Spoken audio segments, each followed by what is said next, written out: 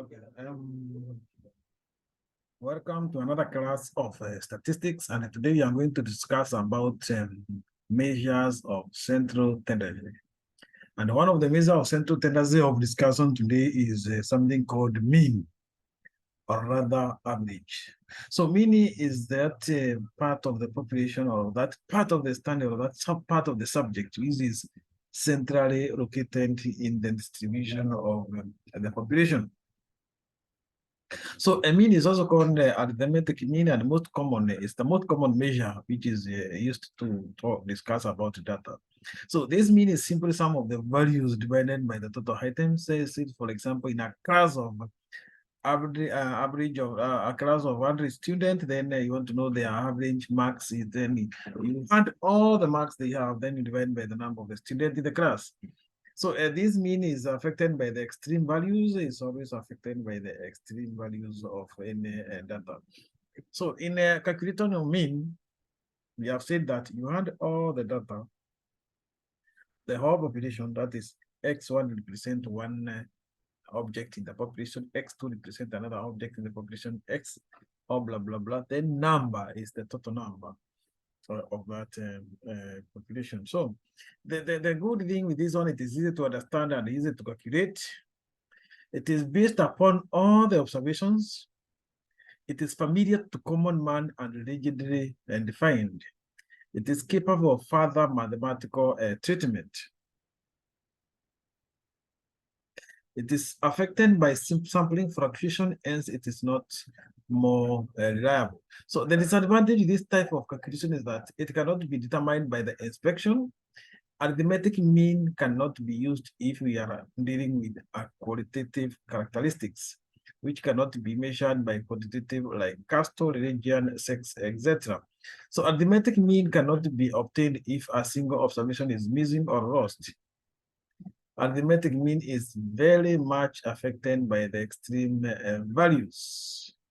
So in this case, you can see that we can have a mean in an ungrouped data and a mean in a grouped data. So we have seen that mean, which is equivalent to average, is the total number of observations in our population divided by the total number, the sum of all the observations divided by the number of observations. In a class of 100 students, you hand their marks, then you divide them by the number of students. That is how you get the mean. Somebody gets 50, another one gets 20, another one 60. You add all of them, then you divide by the number of students. That is how you get the mean. Now, an example like this one.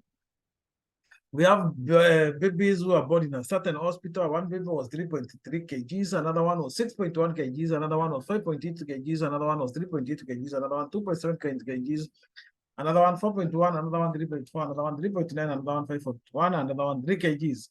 So after you adding all these, they add to 41 2 kgs. You divide by the number of children or number of babies who are observed, and that is 10. So you get 10. 41.2 divided by 10, you get 4.12. That means an average child baby got 4.12 kgs in that observation. And that is the formula how to calculate it, where X bar represent a mean in a sample. Good. Let us now look for a mean in ungrouped population or in ungrouped data. A survey of 100 families, each having 5 children, reviewed the following distribution. Number of male children was 0, 1, 2, 3, 4, 5. And the number of families were 9, which had 0 child. Number of families with 1 child were 24. Number of families with that 5 with the 2 children were that 5. Number of families with 3 male children were 24. Number of families with 4 male children were 6, and number of families with the 5 male children were 5. So in this case now, it's very wise for you to do what is called you have to group your data, where you say that the number of the score, which is X. Frequency is how many it is appearing. Then you multiply it, you get the sum in that frequency, where we say that 0 families, 9 families and 0 children, so it is 0. So this one you say families with 1 child were 24, so you say 24 times 1, you get 24.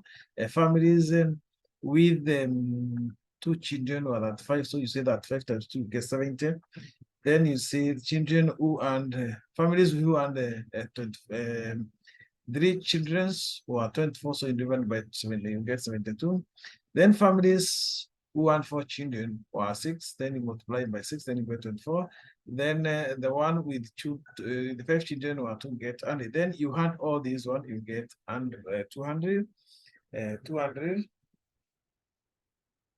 You get 200. Then that is the total frequency. Then you divide by the number of families of which they were 100, of which they were 100, the 100 families. So you say it is 200 divided by 100, you get 2. So the mean here is 2. The mean here is 2. Okay, so the mean here is 2. Now, let us look at other mathematics. Find mean days of confident deliveries in the following series. So in this case, now you want to know the number of patients after they are done an operation in a hospital, how long do they stay? You can see that 5 patients stay 6 days, 4 patients stay 7 days, 4 patients stay 8 days, 3 patients stay 9 days, and 2 patients stay 10 days. You can see that in this data, 4 is appearing twice. The number of patients is appearing twice. 4. So in this case now, what is the best way to do that? You classify or you group your data.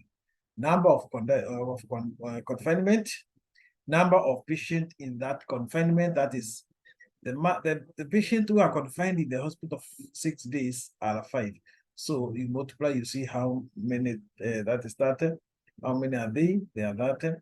Then you multiply the number of patients confined in a hospital for 7 days, you get 28. The number of patients confined in a hospital for 8, you get 32. Get 32. Blah, blah, blah, blah. Like that. Then you come and do your calculations. You see that the total is 107 divided by 18, you get 7.61 as the number of